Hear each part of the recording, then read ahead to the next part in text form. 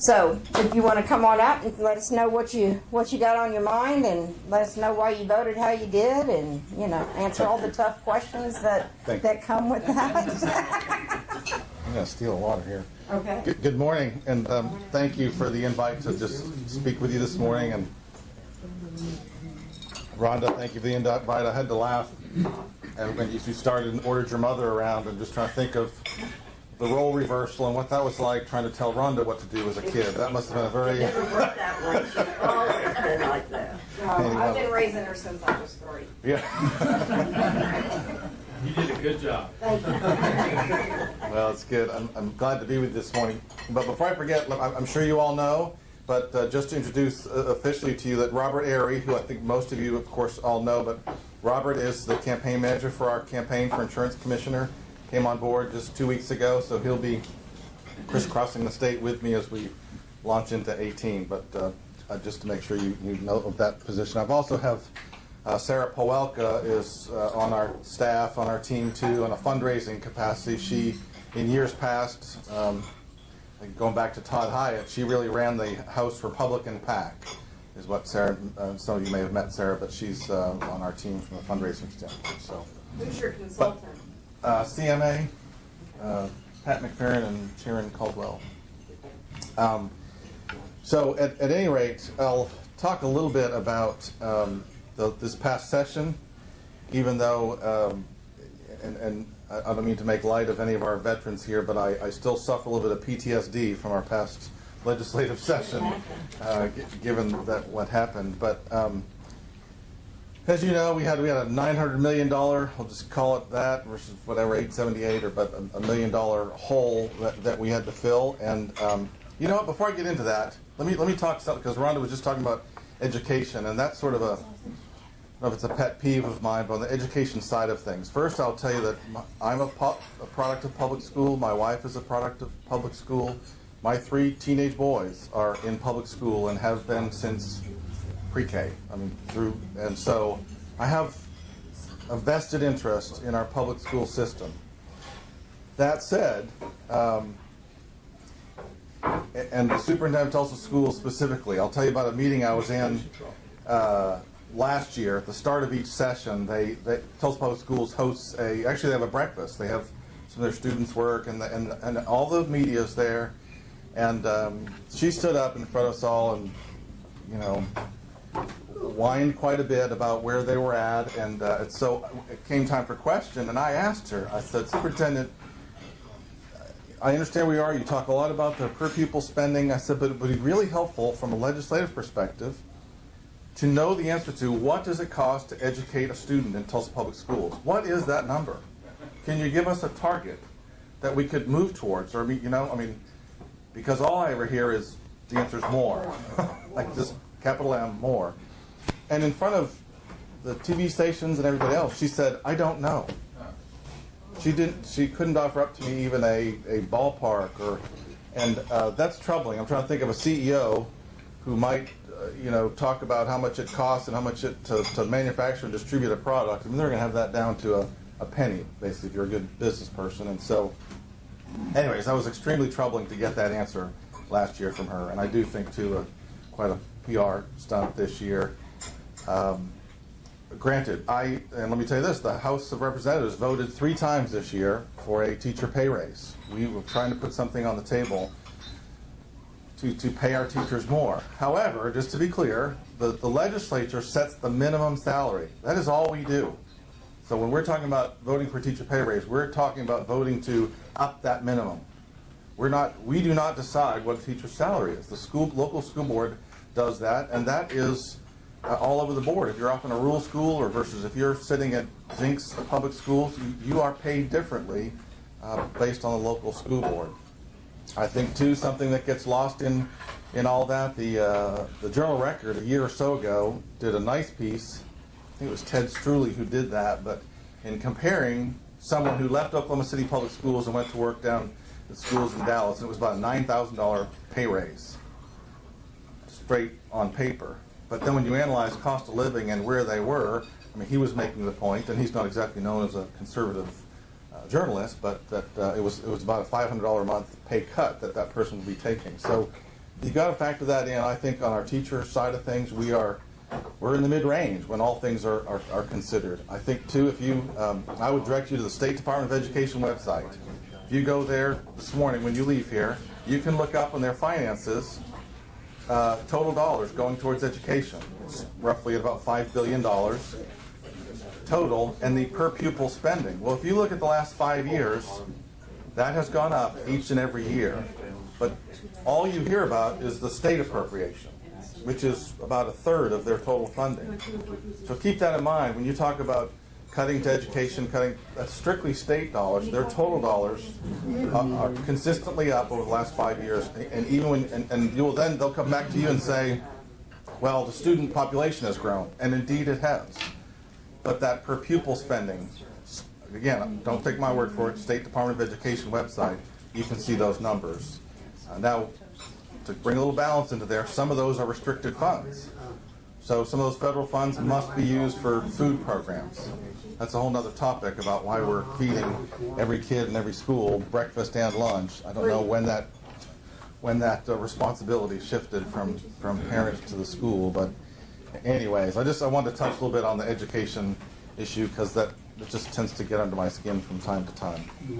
And I want to say we need to do better, and we need to have more transparency at the school, more accountability, and we do need to pay our teachers more. But one other point, if you take a look around at other states, I mean, on the front page of the paper today, you're talking about emergency certifications, right? Right. You've heard a lot about that. You've heard a lot about teachers leaving, a teacher shortage. That is happening in almost every single state in the country. There's a teacher shortage. There are a few states where it's not, but literally just a few. And kids just aren't going into teaching. So there's a shortage out there. But don't you think that part of that has to do, and this was brought up when we had a forum with for House District 76, that discipline, because of the lack of discipline that's allowed in the classrooms now, and as well as the lack of support from the administration for the teachers in the classroom, that's a lot of the reason that they're leaving. It's not just money related. There's a combination of a number of things that could the reason why. Yeah, and if you'll talk to teachers, you talk to some teachers in the Tulsa public school systems. I mean, you'll hear comments like, it's just not fun anymore. It's not, the lack of support and the attitude of the kids. I mean, it is not just about money at all. But anyways, that's the teacher and education component. Let me talk again about last session and the budget, $900 million budget hole. We had a lot of really tough decisions to make, and along those lines, I'll talk about what was in the news yesterday, looking ahead to the budget hole. I'm sure you saw that supposedly there was an agreement between the the Democrats and the governor. I can assure you that is not true. What happened is actually the Senate side, as I understand it, created a laundry list, or just a list of different revenue sources, all kinds of different things. Well, it's something that you might do when you're analyzing your budget at your house of what we're going to get rid of or how we're going to gain revenue. It's a laundry list that you're then going to quickly scratch out half of those. That's just not an option. We're not going to do that. But that's what that was. That got somehow leaked to the press. So number one, sort of fake news that there was an agreement based on this. There's no way that we would vote through $1 billion of new revenue to fill this $250 billion. $million hole. No, not $1 billion in new revenue to fill a $215 million hole. Is this where I'm supposed to dance? Yeah.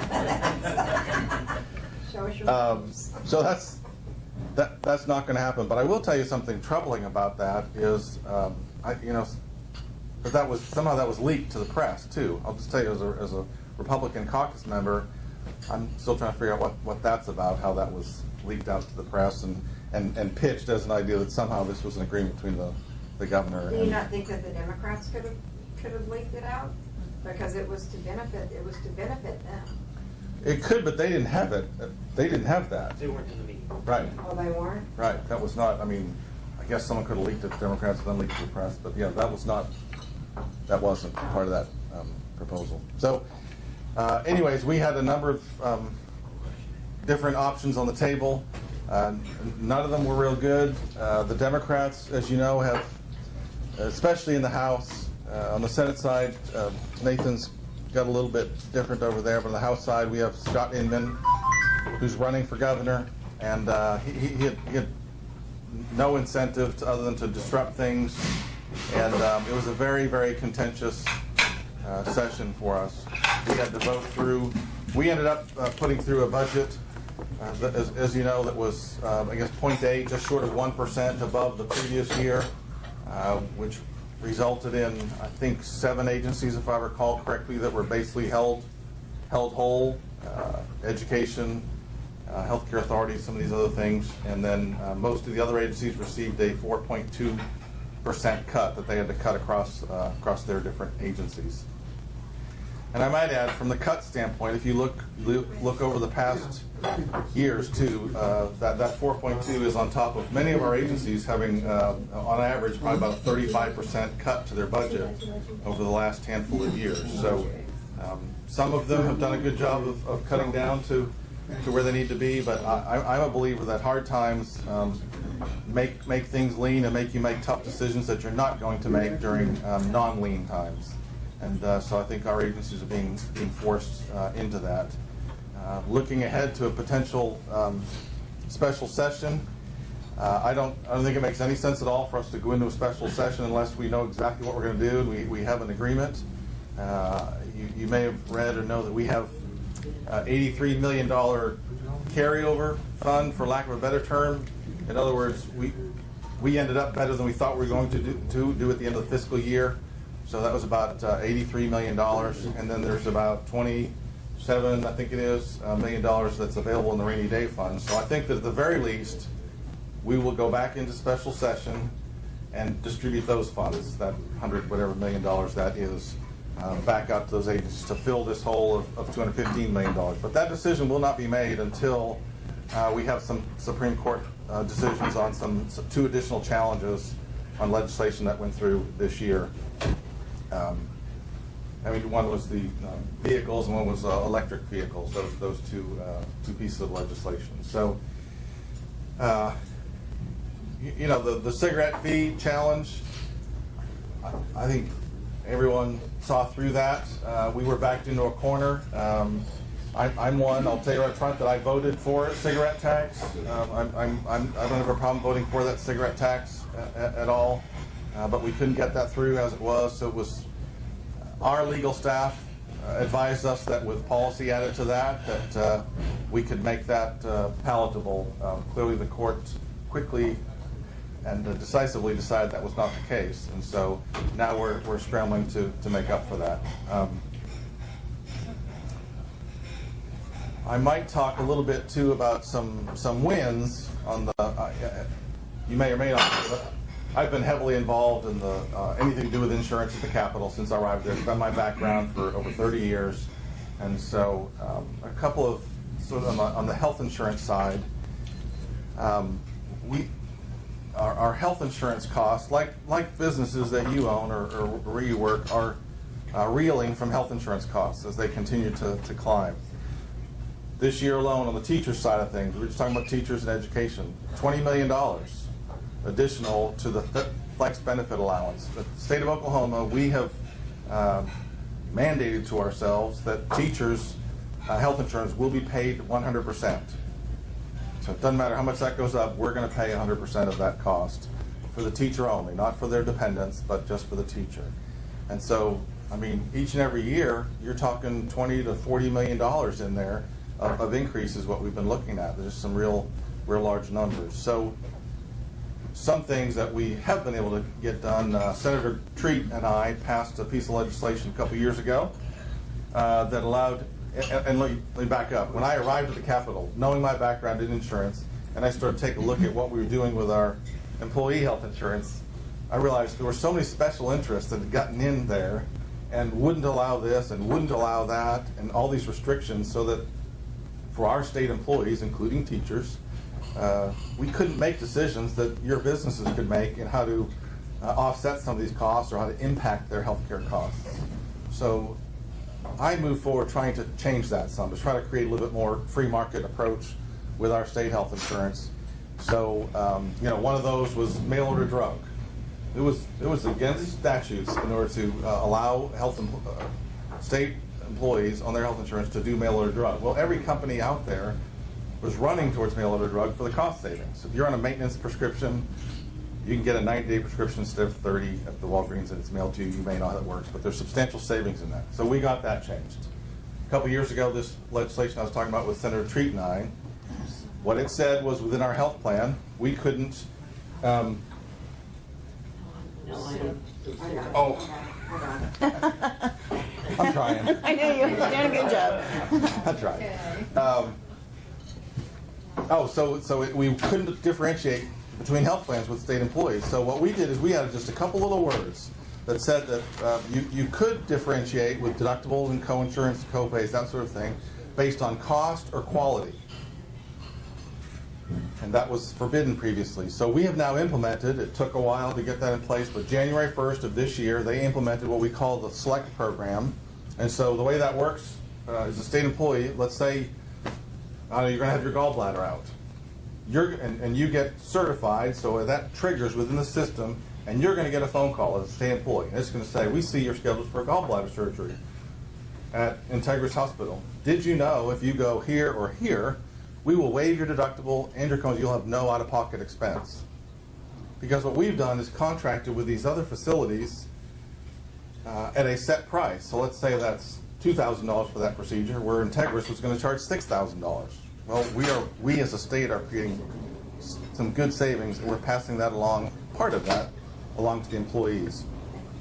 It's been very successful. We expect, we're halfway through more than halfway through the year now, but we expect to save close to $50 million for the state of Oklahoma just on that program alone in this next year. So we have been able to make some headway. I will talk about another insurance piece that Senator Kim David and I spearheaded through, had to do with our Medicaid program, and introducing some private companies and competition into that mix, and we got that passed. It was tough to do, but this year during our legislative session, our hospitals, it's really the Oklahoma Hospital Association and rural hospitals who came in and really sabotaged that. And I'll tell you that the third-party analysis of this that was done 4 years ago now, Pacific Policy Group is who analyzed that. They estimated the savings to the state would be $1 billion over the next 10 years. It's roughly $100 million savings a year if this could be done. And we're not charting new territory. This has been done in over 40 states, and they're seeing some good results from it. But there are some folks who typically they're providers of health care that have sabotaged that within the legislature, and they got the hospitals on board, and they passed legislation this year to kill the implementation of that program that was supposed to start this year. So it's an uphill battle at times trying to impact some of those things and try to introduce some free market principles and some competition, but we'll keep working on that. So that's kind of my commitment on the insurance side of things. I might, at this point, do I want to open up for some questions on the legislative stuff? Well, I have a question that was sent to me, and they asked me, they said, "Hi, I can't be there, so would you please ask Glenn if his past push for insurance exchanges with Gary Stanislawski will affect what you would do as the insurance commissioner, and do you still think that we should have them?" If we should have them? Insurance exchanges. Oh. So let's talk about that, because I still get a twitch about that whole process. Yeah, me too. No, I just thank So God for Amanda Teagarden every day. You what? I thank God for Amanda Teagarden, who did her homework and found out what was in that legislation, researched it, and got the truth out before we got that news hung around our necks. So let's talk about that. So back in 2010, matter of fact, the very first time I met Rhonda was at the hotel up there in 44 in Yale.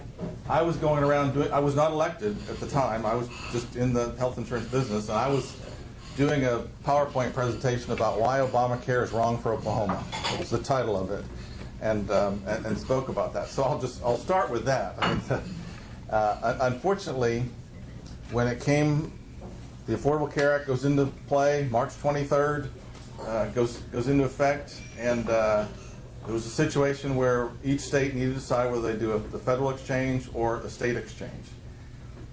As a lifelong Republican, just as a basic principle, I always felt that things were best pushed down to the state and not to be done by the federal government. So it was in that basis and principle that I was advocating for a state-based exchange and not a federal exchange. Unfortunately, I saw that pretty simply, just from that standpoint and that principle. The fact was, the law was moving forward and we were going to have an exchange, and I thought it was best that we maintain any kind of control that we could versus just handing that off to the feds. Unfortunately, I got painted with a picture of, I'm trying to implement Obamacare in Oklahoma, which really couldn't have been further from the truth.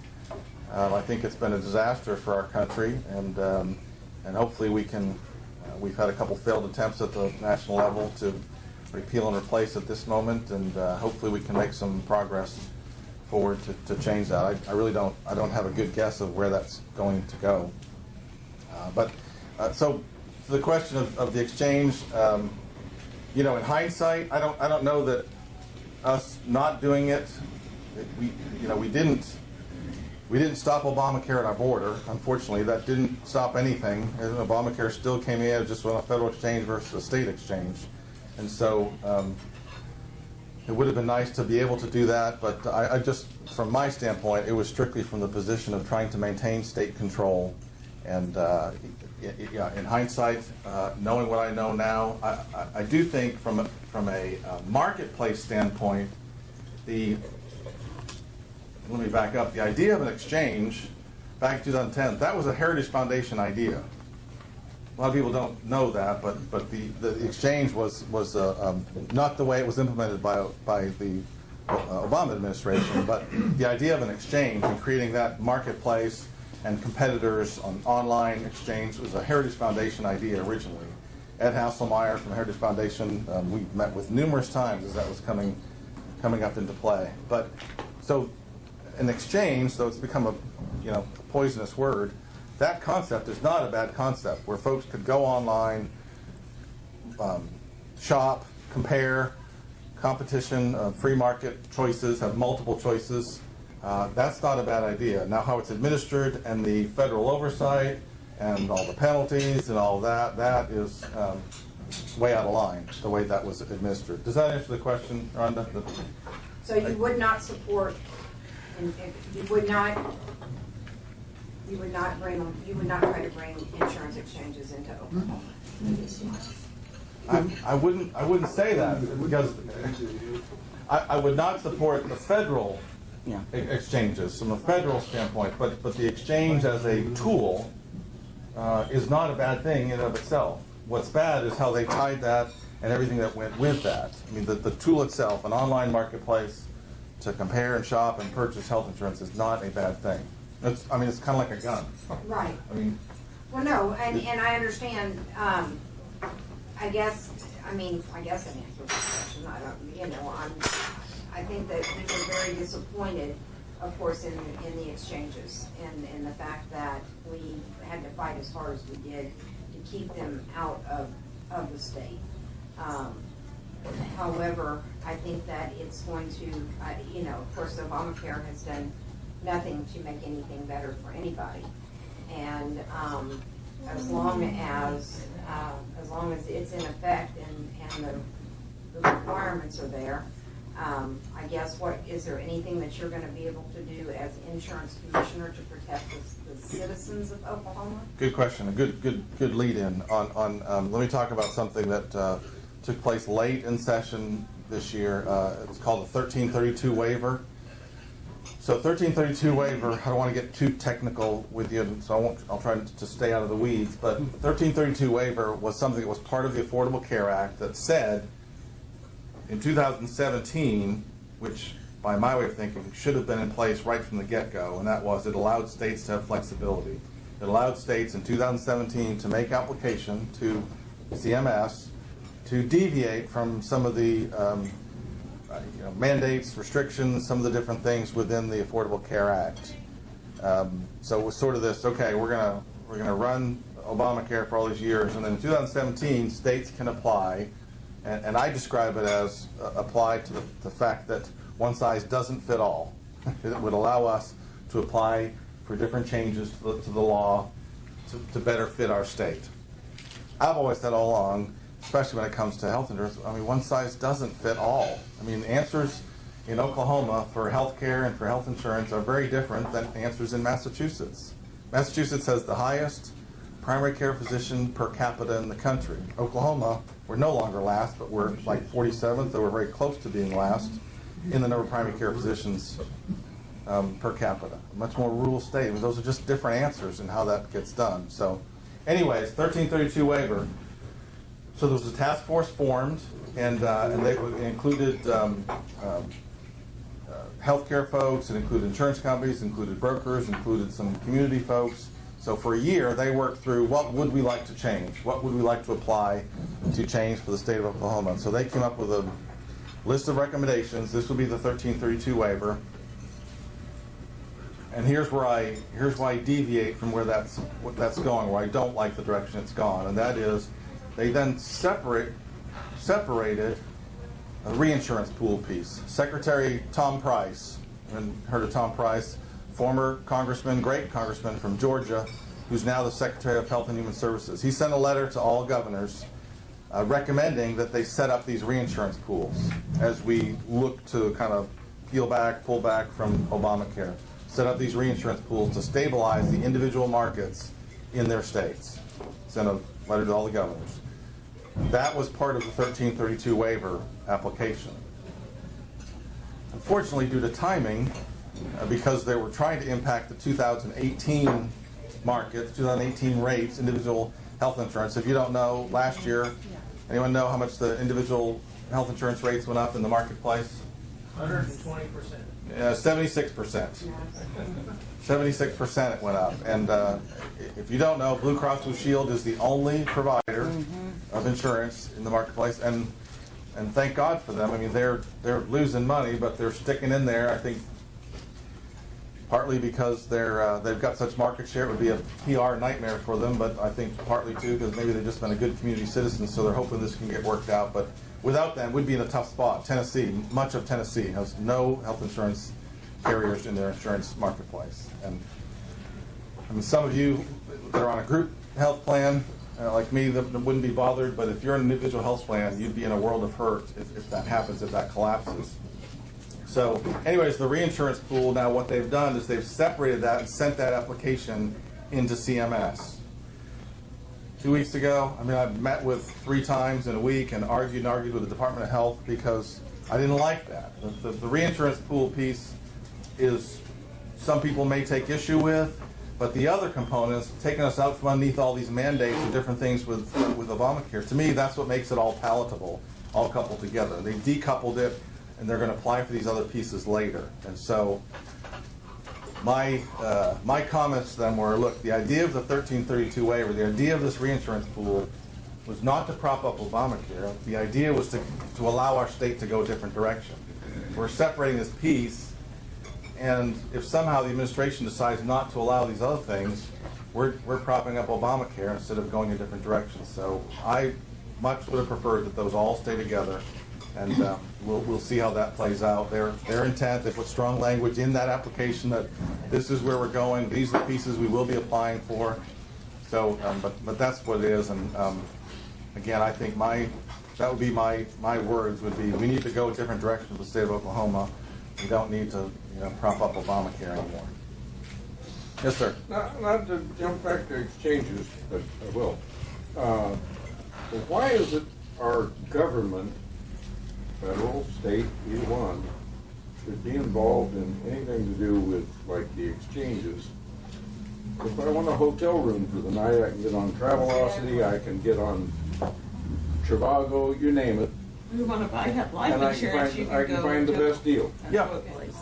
Why is there not a private There is. There are. solution just like that to sell put market to healthcare and all the providers can Good question. So market it there if they want to? So there are private exchanges. They really haven't taken off. But the complicating factor in the current situation, the current market, is the tax credits. That's what has to be administered through, and if we are going to, depending on what you think, but if someone's at a certain level of income, if they're going to receive government assistance, we'll just call it that, the tax credit, to purchase health insurance, that's the complicating factor versus private exchanges. There are private exchanges now, you can go on and shop and go for that, but if you're low income, you can't receive assistance through those exchanges. Does that make sense? Well, it makes sense to take that away or fund it in some other manner through tax refund or what have you, but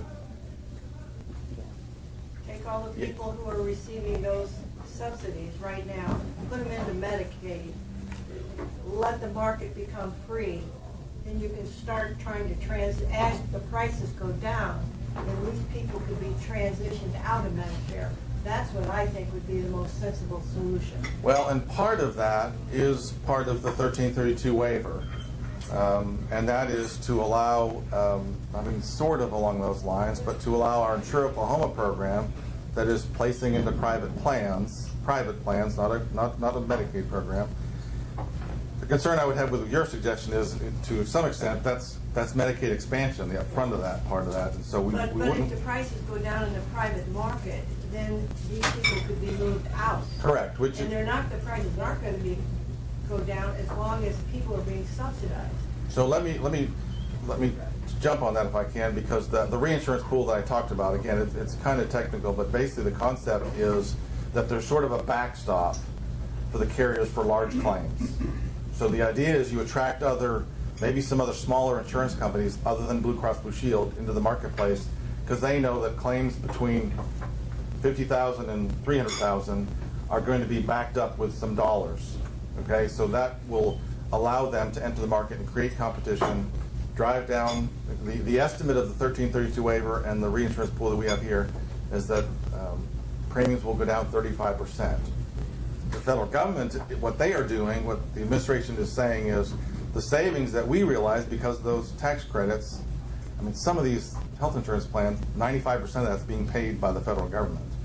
But the savings realized will then be passed through to this backstop, if you will, to help create more competition in the marketplace. That is the end goal. Make sense? Sir?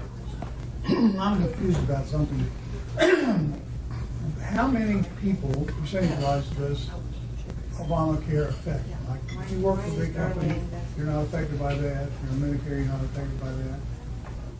Well, I would. It sounds like it messes up everybody, but I would disagree that.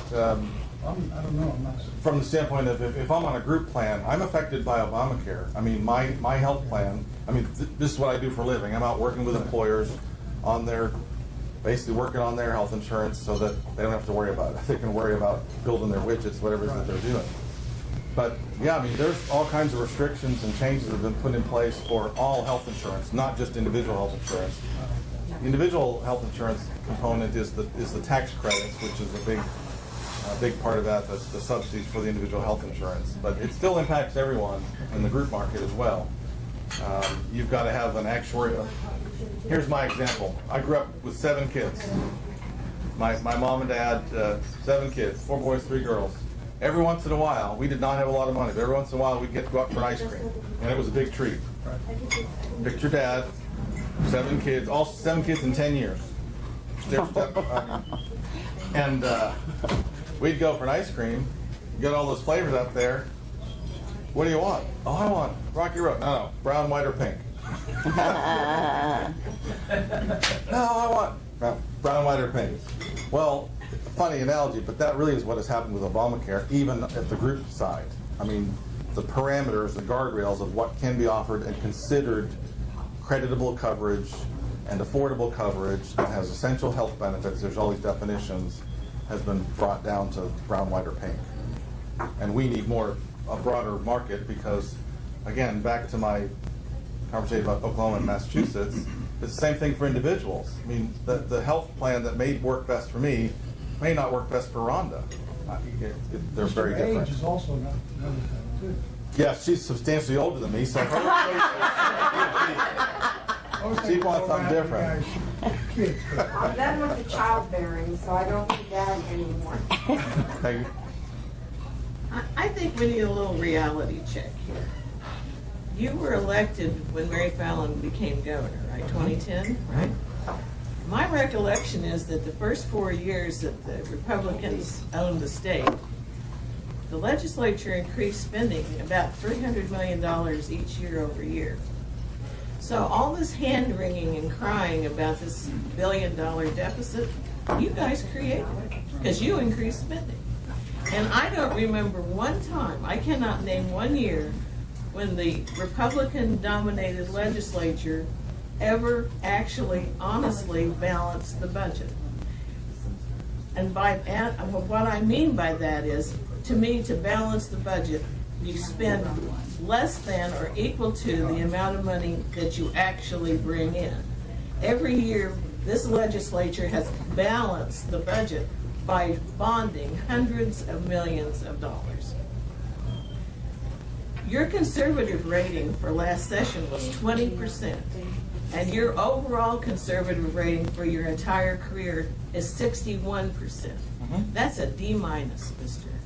And I don't know what a Republican is anymore, and I sure as hell don't know what your definition of conservative is, or what a conservative principle is. Because, you know, it's funny. I have read the Democrat county platform, and I totally disagree with it, but by God, they follow their platform. They know what it is, they stick to it, and if one of them strays from it, one of their elected officials, they're held to accountability. Republicans have a county platform, we have a state platform. 90% of the people in the legislature have never seen it, have never read it, could care less what it says, and nobody holds anybody accountable for anything.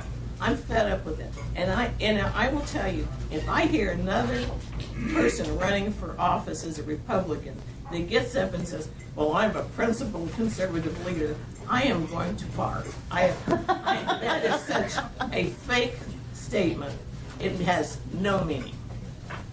Well, I'm sorry to hear you think that. I mean, you're certainly entitled to your opinion. I mean, I've been a Republican my whole life, and you know, my definition of conservative clearly is quite different from yours. And you know, probably across the room, everyone's definition of conservative is quite a bit different. I represent my district. That's what I was elected to do, and I think from where my constituents lie and their definition of conservative and their definition of what they want for representative, I think I've represented that district well.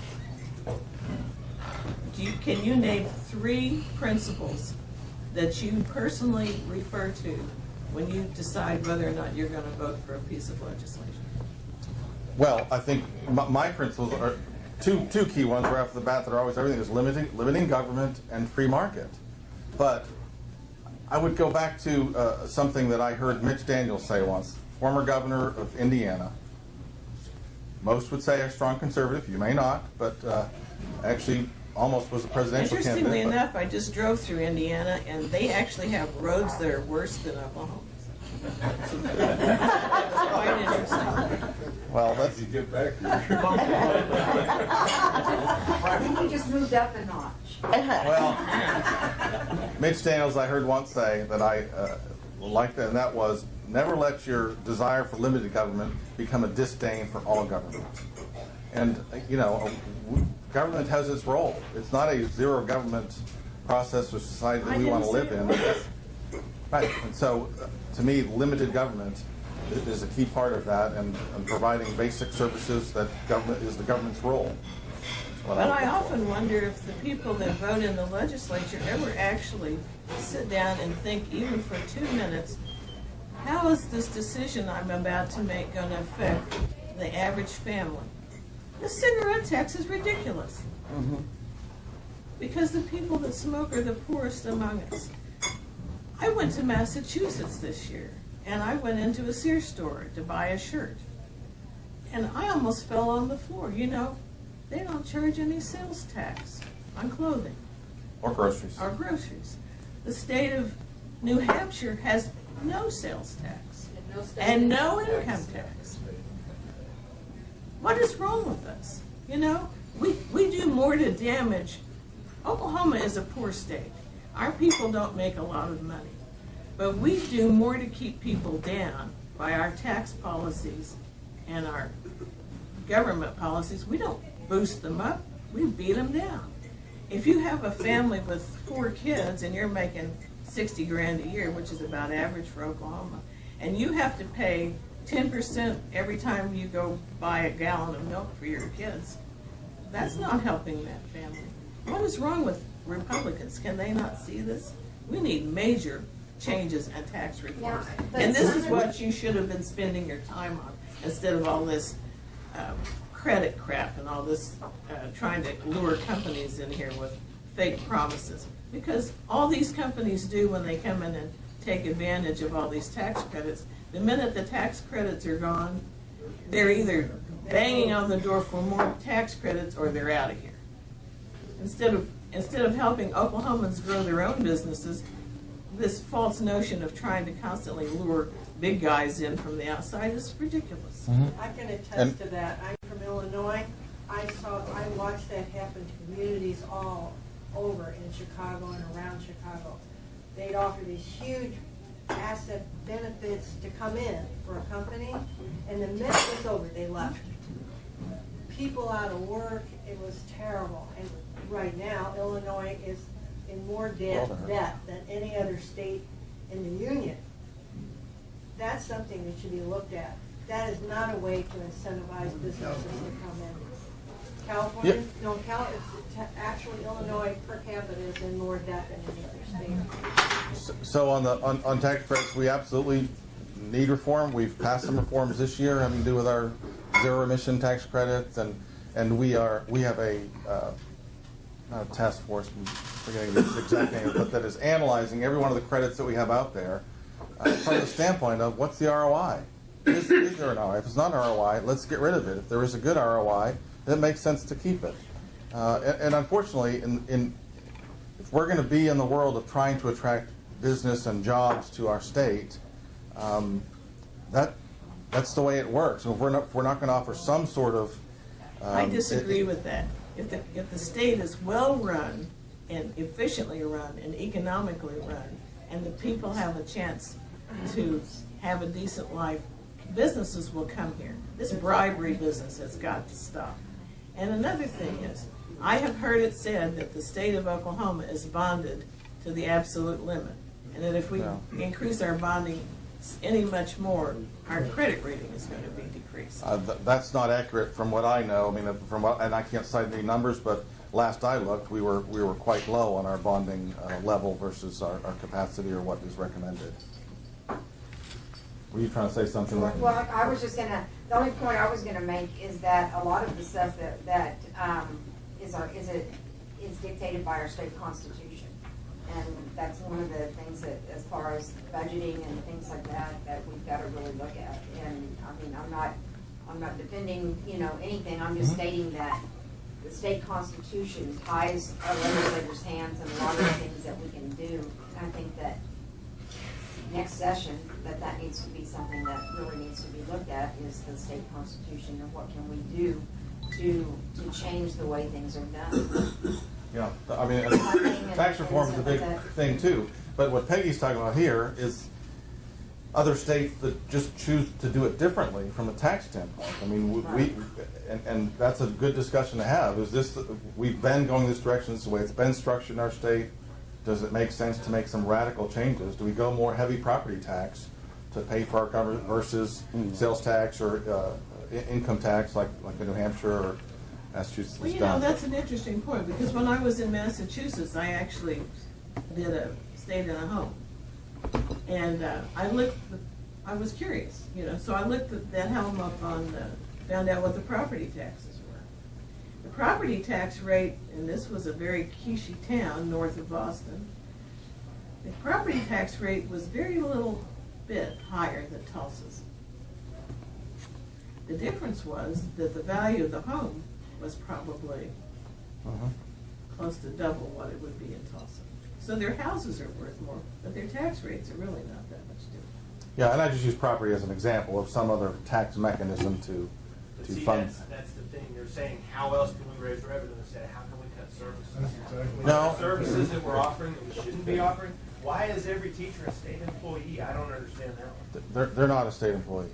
But they're They're- on the state employee insurance. Correct. But they're not a state employee. Correct. Yep. That's- Okay. There are a number of cities and towns that are on the state health plan. Cities and towns, things that have been added, but the state health choice employee health plan. Our municipality uses OMA. And Uh-huh. so we have the mutual assurity group. It's a very large insurance plan. Yep.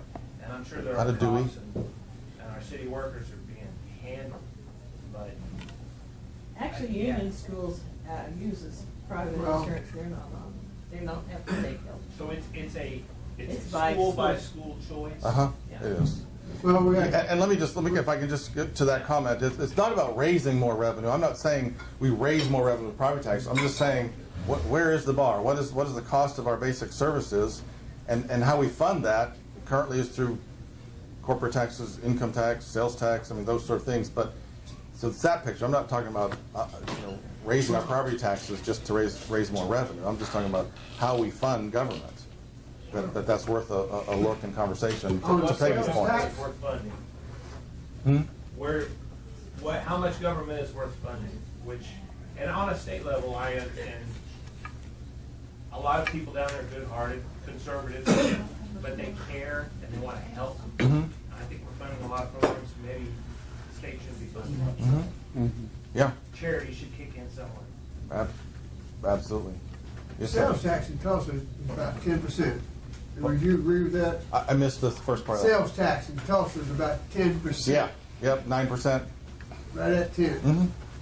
Pretty sure, maybe a couple, tenths of a 8.9. penny of that. Yeah, 10. That's a very big tax on everything you buy. And you got a lot of tax on gasoline too. Retirement, you got state and federal income taxes. They don't leave a lot of money for the individual that did the work. I mean, what you spend is Yeah. 30-40% of what you buy is taxes. So the conversation, I think, really needs to be a lot more, and again, back to Peggy's point and the discussion here is the overall tax burden, not any specific one, but it's the overall tax burden that keeps people down and as opposed to allowing them to grow. Massachusetts has no sales tax on groceries or on clothing, but they also don't call it Taxachusetts for nothing. It's known as Taxachusetts, so. Well, it's amazing to me that Massachusetts is booming. We're down here just barely struggling to. We have some good late indicators. We had a good, I was just talking to George before we got started here that some of our revenue numbers in our state we've got a blip that we're hopeful is a trend, but we'll come back around. Yes. You said the school bonds were low, or did you say the? No, not school, but overall state. Okay. For the school bonds, do they just, like, I live in the Jackson area. They have built so many buildings, and I know that comes out of school bond. Is there anything that can be done that we can use that school bond money instead of building buildings to pay the teachers? It could. We could choose to do something at the legislature. I think that's really, really dangerous territory. I'm not in favor of bonding for operational expenses or year-to-year expenses. Bonding for a building that's going to be there for the next, pick a number, 50 years, or bonding for a road that's going to be there for long-term capital investments. That's the intent of bonding. No different than you aren't borrowing money to buy your groceries each week, but many of you in here are probably borrowing money to pay for your home. And so it's that same sort of thinking, capital investments for bonding. Terry. I'd like, excuse me, I'd like to jump in on this. I'm a Jenks resident, been there for 35 years. I'm paying the highest property taxes. I vote for every bond issue to fund building those massive buildings in the Olympic pool in Jinx. The other pool is undersized, it's not Olympic, and it serves 4,000 students. I say we're at school, the school board is spending my money the way I want it spent. We've got the best school system. We're not just state football champion. We've got the highest educational achievement level, national merit. If you ever go to Jinx graduation, they ask the kids to stand up at different levels of college tuition or assistant scholarship. You'd be surprised how many of our Jinx students are getting $250,000 in scholarship offers. Now, they can't get $250,000, but they go to some of the best colleges, and it's because we vote for the planetarium, the Olympic pools, the big buildings on campus. That money for those buildings come out of our property tax. The state, there's no state money going for those Taj Mahal buildings on the Jinx campus. And I, for one, I too am a Jinx resident. I've been a resident for 30 years. Cancels your vote out. Back to ground zero. I currently have a kid in Jinx. I will tell you that only a select few kids are allowed in that planetarium. that's not been my experience. Well, it's true. And one of the elementary schools over there in the east, actually, their performance levels have drastically dropped in recent years. And the school system that's performing the best right now is Bixby, especially Bixby North schools.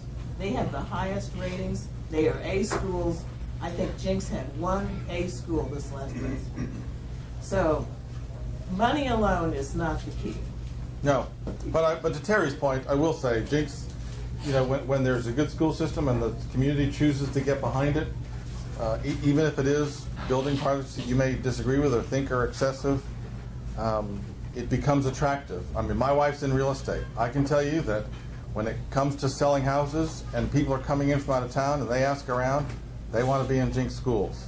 I mean, and if we put our house up for sale, if you live in that school district, you put your house up for sale, one of the first things you're going to put on that little blip description is Jinx schools. So schools do matter and impact values and movement.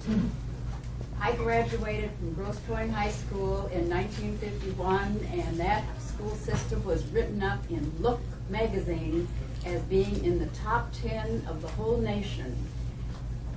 90% of the kids that graduated from that school, they graduated, where it's a lot lower in the other high schools in the country. Most of those students that graduated went to Eastern colleges. And Grosse Pointe is now extremely liberal because they were all educated the liberal way, to think the way the liberals do. I wouldn't live in Grosse Pointe now because it is so liberal you can't hardly stand it. I lived in Arizona for 9 years and moved back here in 2012. I am paying double taxes on my home. I am paying double insurance on my home. I have half the home now that I had in Arizona. What's wrong? I don't have the answer to that. Yeah. The taxes are higher here. It's hard for me to live here in Tulsa.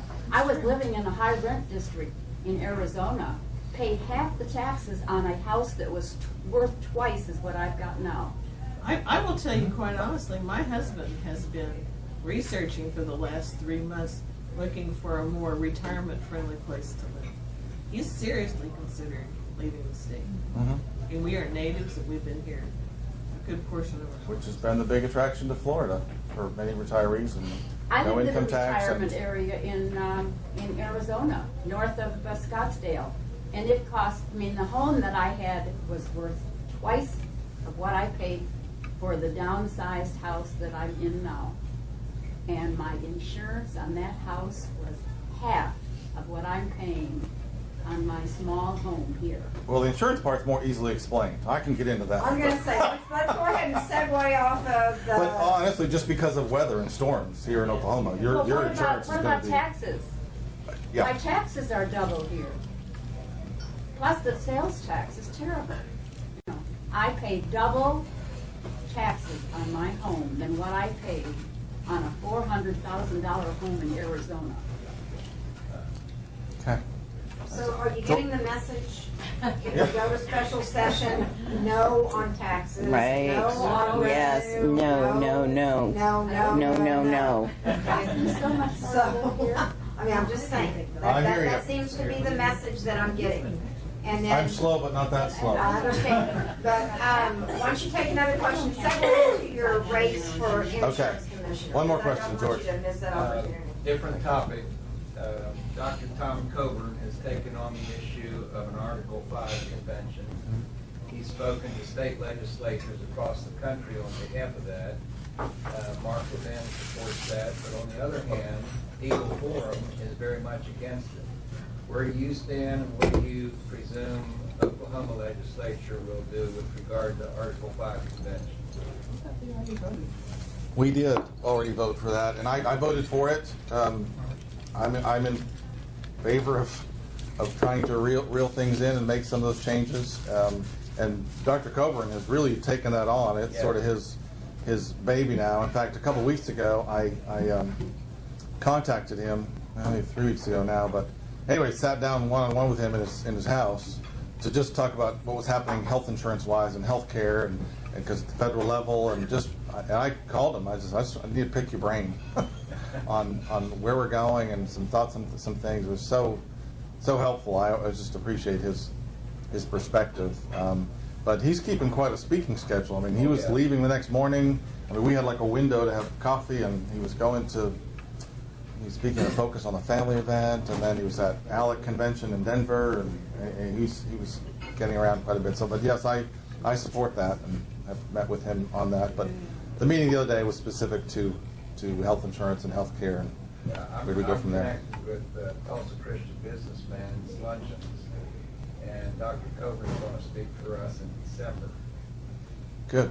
I was also encouraged, just a side note, I guess, at how well he looked. Yeah. I mean, maybe that was 2 years ago. He just was not looking good at all. But when I sat with him a few weeks ago, he looked really good, looked healthy, seemed to be good. So, okay, last question. If the current Constitution is ignored and disregarded, why would they honor a new one? Good question. Yeah, we have our branches of government to make that work. I don't have a good answer for you. It's subject to challenges. It's subject to court challenges, and our system to oversee that. Just a BS fix. Well, I don't think so. I think words do matter. I mean, at the very least, they're moving in the right direction. And when it comes right down to it, Peggy's comment, what is a balanced budget? What actually is a balanced budget? There's lots of opinions on that. So to the point with Dr. Coburn's trying to do, even on that issue of a balanced budget, you'll have arguments and discussions on that. In the private sector, whether you're individual or a business, if you have a problem with your budget, you get a second job, you sell assets, and you cut expenses. Government bonds our children. Yeah, there's a part of that, again, for capital investments is what we've done at the state level, but we also have cut substantially. I don't want to downplay that we have not made cuts to the agencies. This I think government's bloated here in Oklahoma. There's way too many government jobs, and you're loath to fire them. that's true. I will tell you a pet peeve of mine with agencies is when we ask about cuts. If you cut 15%, what do you do? If you cut 10, if you cut, what you don't usually see on there is FTEs, full-time employees, going away. They're going to cut programs here, going to cut this program there. They're going to cut a program that will make a lot of noise in the community, so that it stirs up the community and gets mad at us. You don't cut spending, though. What's that? You don't cut any spending. Well, The spending's still there, and it just changes the names out on all that stuff. Okay. Okay, let's pivot on to your run for insurance commissioner. All right. Thank you. Just 5 minutes. I don't know how much time you have. I am running for state insurance commissioner. I have a funny story to tell you. So, 2 weeks ago, was it, Robert? Republican Women's Club. Well, my wife and I are involved with the Tulsa Republican Women's Club. They had the OFRW in Oklahoma City, and so it was really my first chance to speak in front of a party group, and probably about 100 women there, and everyone was there. I mean, the governor candidates, lieutenant governor, so we're all lined up to give just 3 minutes. You have 3 minutes at the podium. And I stood up at the podium and I went through, wanted to make sure I hit on a couple of things, and at the very end, this sweet little old lady up front, I thanked them. I said, I'd love to have you on my team as we go forward, and thank you for giving me the few minutes here. And I started to step away, and this sweet little old lady in the front row said, "But what's your name?" I had failed to mention my name in my whole 3-minute spiel there. So, anyways, yes, I guess a month or so ago, officially entered the race for state insurance commissioner. My background, I've been in the insurance business for 33 years. I've been in the property and casualty business as a broker, and I've been in the health insurance business now for 21 years here in Oklahoma. The executive team of 2 of the largest health insurance companies in Oklahoma, and then for the last 8 years, I've been on the broker side again, advising employers and, like I said, helping them make decisions on their employee benefits and health insurance, so they don't worry about that, and they can worry about what it is that they do. So I think John Doak has done a good job. John was a friend of mine before he ran for office.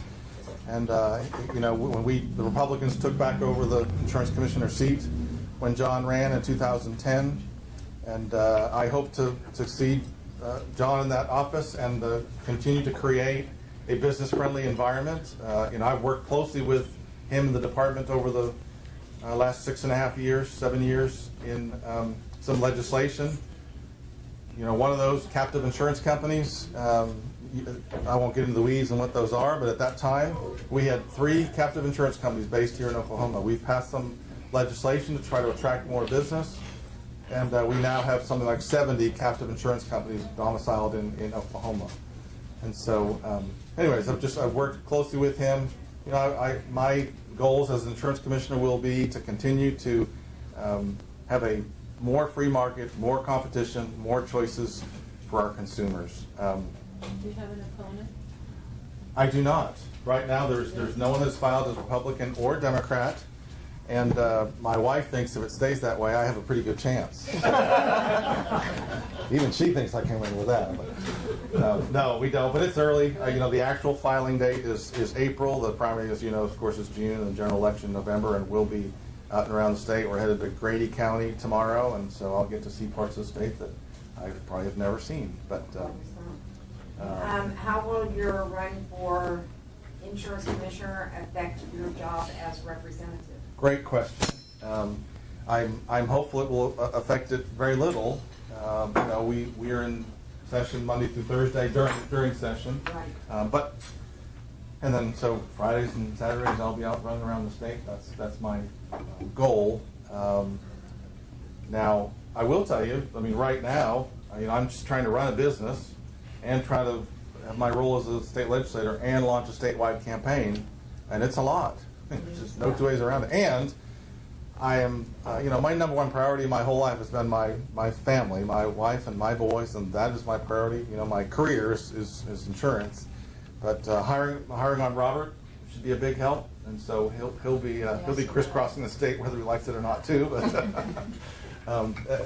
I'm hopeful that will help in that process. But I'll probably be stepping down as the majority floor leader from those responsibilities when session comes, so that someone can fulfill that in case there are conflicts. And but again, in that role, I don't chair any committees, and so that load has been not near like even when I chaired the insurance committee for a few years.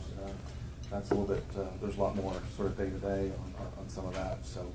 Do you have anyone from your district that you would like to see run to replace you? I don't. I've had another great question. I've had coffee with a few people that are interested, but but when I say interested, I think they're sort of sticking their toe in the water, what's that like, and what would I need to do, and, those sort of questions. But nobody that I would say, oh yeah, this person's definitely running. So I'm not sure. I mean, I've met with a few of them. Darren Gantz is one of them. We've had coffee, and he ran against me a few years back, and but we've mended those fences very much so. And in fact, the meeting last night, I really appreciated those of you that were there, David McLean's comments about the District 676 race. And he made a lot of comments about licking our wounds and people that got vested. We get vested in primaries.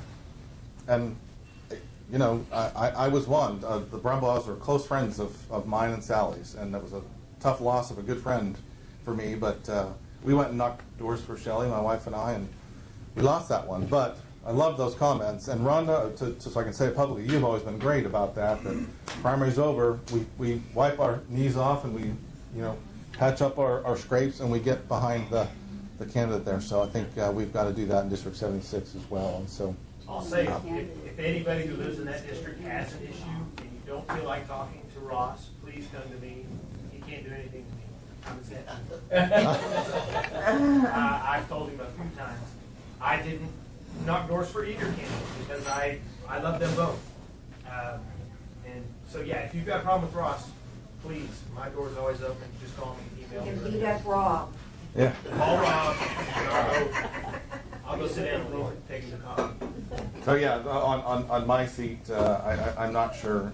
We'll see what happens. That's one area I think that we really need to work on as Republicans is that we start creating a bench. Mhm. So when you see people within your district that you think that might be a good person to follow you, whether you were going to, run until you were termed out or whatever, I think that trying to find people in districts that would be a great predecessor, that it's an opportunity for legislators to mentor.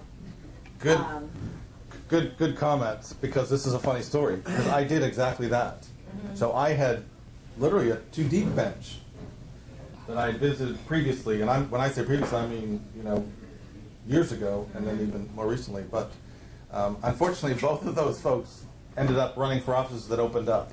Okay, So I got you. you all probably know Michael Willis, and you know Brian O'Hara. Right. So conversations had been had, and that was. I just think that that's so important because people come out of nowhere and run for office and nobody has any idea who they are, what they stand for, and all of a sudden, they're running under the Republican name, and of course, we know that means different things to different people. Yep. So. Yeah, when Brian chose to run for Senate, I was like, Brian, you're killing me. You were on deck here. Tell Come me on. about it. That was my attitude. So, anyways, that's the bit about my candidacy. I'd love to have your support. We'll see how this. What's your name again? As a matter of fact, you know what? Right after that, the same day, I spoke with the Young Republicans. They had their convention the same day, and I told them that story. So I said, all right, so let me start straight. My name is Glenn Muller. There you so go. I didn't miss it. Okay, so my understanding is the fact that the House passed a bill that supports independent nurse practitioners to be able to have prescriptive authority. Lee refuses to pass it to the Senate. So is that because of the fact that the House members don't put enough pressure on him, or is that because of the Constitution needs to be changed? No. Because of the fact that he doesn't pass it on. It has nothing to do with the Constitution. Who did you say wouldn't pass it on? Dr. Lee, who's head No, of the committee. Dr. Yan. Yeah. Sorry. Yes. So unfortunately, we passed that in the House. I was intimately involved in that. I wasn't the author of it. I was very much in favor of it. I amended a couple things to try to make that doesn't want the competition. still effective, but Yeah, but how can he block it from going on? That's my question. Is how Right. can he block it from going on? And 'Cause- how can you change it next year? well, what needs to change to allow that is the Senate Pro Tem, or I'm not sure actually about your rules, but the floor leader, or somehow they would have to move that to another committee. Now, the committee chair decides what bills get heard in that committee, and Dr. Yan has just blocked that. He's opposed to that bill, and so he individually has blocked that from being heard. From being heard in the Senate, because he's the Senate? Correct. Being Okay. prevented from being heard in the Senate committee, and because he So chairs it's a that committee. Senate problem. Correct. It always I love is. saying that. It's a Senate problem. Thank you for helping me No, understand. and I will say, we passed it overwhelmingly in the House. Right. If I recall, like 71 votes or 72 votes, I mean, it passed quite easily. And there were, golly, we had probably 16 amendments on the bill, more than in my 7 years that I've seen on the bill. But, you know, and I got grief from OSU saying that my pushing for this, it's going to hurt their physician recruitment in the rural areas. And my response to that was, well, because that's been so effective, you know, getting doctors out to the rural areas. The problem is access to care out in the rural areas. And again, kind of like I said on something before, we're not plowing new territory. This has been done in, I can't quote it to you, but 35 states. I mean, the loosening of the oversight on nurse practitioners. I can tell you that, I can't remember now, it was Arizona and New Mexico. I mistakenly got a piece of mail in my mailbox. It was like sort of a postcard thing, because a nurse practitioner lives a couple doors down, and they were trying to recruit this person to their state from the standpoint of, because a nurse practitioner here has to pay a primary care physician $3,000, $5,000, $10,000 a year for their oversight, and other states are trying to recruit them there because you immediately get a pay raise by not having to pay a primary care physician. Yeah, You know, there is an active group that is wanting to get rid of Yin. Yeah, I know. Okay, so the thing that you could do is donate money to help that cause, because Yin's gonna have a lot of money, because he's a sitting senator, and because of his connections with the healthcare industry. But the best thing that we can do is get him out, because I don't foresee the Senate changing rules to allow for even a discharge petition to get it to allow it to move out of committee. It's gonna have to be placed, just as Glenn said, into a different committee if it stands a chance of being heard. But Yin's gonna block anything like that. Or get him out of being head of the committee. That's easier Good said work, than Glenn. done. It's gonna be easier to get that bill moved from a committee, from one committee to another, than it is to get him out of that committee. Yeah. Yeah, and I might add just a little tidbit on that too. So, you know, we have 2-year cycles in our legislative sessions. So that bill is still alive, or what we call like a live round. It's still alive, sitting in that committee. So, you know, at the end of this next legislative session, that bill will be dead, and we'll have to start over. But this next year will be the 2nd year of that. So it's still a live round and could be moved. And I can explain the Senate process afterwards, if you want to Okay. get me afterwards. Thank you, sorry. No. Okay. Does anybody have anything else? Anybody want to beat on him anymore? I do appreciate your input in all sincerity. Well, I think that, like I say, the message, you know, if we go to special sessions, which, you know, I'm hoping that we don't, but if we go to special sessions, no. I mean, just no. Seriously, just no. Still might not then, That's right. Just follow Nathan's lead. Yes. Okay. We want to thank you, Glenn, for coming out and willing to stand up and take it. And thank you for answering the questions.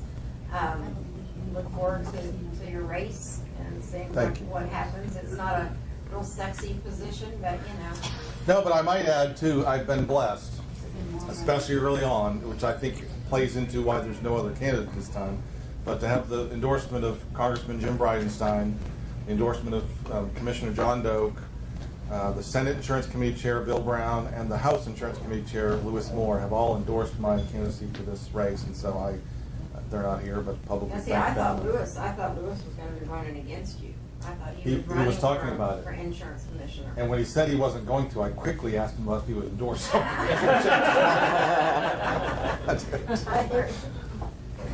Could you just real quickly give me 3 or 4 of the most important things that an insurance commissioner does? Okay, well, the insurance commissioner regulates the insurance industry, and so they are overseeing, and I Now, think that's that... all insurance? Correct. Okay.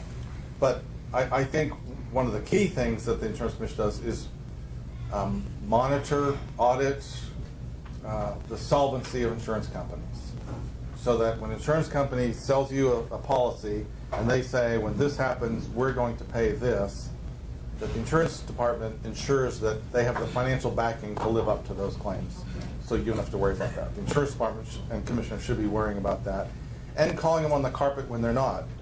So there are different trigger points that, it's a tough business. So those financials change up and down, and so there are trigger points that if a company falls below this point with their capital, they get a letter from the department, and then at this point they have to offer up mandatory plan, and then eventually, if it goes bad enough, the insurance commissioner takes over the insurance company, and that's called being in receivership. So what else would and I think consumer protections is another thing. I think another big role of the insurance commissioner is educating the public. Everybody in here, anybody here not have an insurance policy? Right? I mean, everyone has, but how many people fully understand their insurance policy? So I think a big part of it too is educating the public and consumers. Fraud is another big thing that is sort of I don't know, it's like in healthcare, it's the unseen killer, but fraud is happening all the time, and you're paying for it. And so I think, when these storms come through, you'll see, I think Commissioner Doak has done a great job of having, vehicles with anti-fraud unit. They're out there quickly at that storm site to make sure when some roofers are coming along, they know anti-fraud units are out there, and that's a big part of it. A couple of components you may not know about, though, a little tidbit, the bail bondsman is something that comes under the jurisdiction of the Oklahoma Insurance Commissioner. And I met with them just a couple weeks ago because, in spite of what Rhonda may have told you, I really don't know a lot about bail bondsmen. So I met with them. And used it on once or twice. It actually was a fascinating meeting to learn that business. But thank you for asking. Okay. Anybody else? All right. Well, I'm going to close the meeting and say thank you for coming. Our next meeting is September the 14th at Spirit Life Church, 6:30 in the evening, and we look forward to seeing you. We'll have some more candidates, and we're getting maybe a congressional candidate and a gubernatorial candidate, so that way we can have a couple of them. We can start getting these guys through and see what they stand for, and ask them the tough questions. So thank you guys, appreciate you.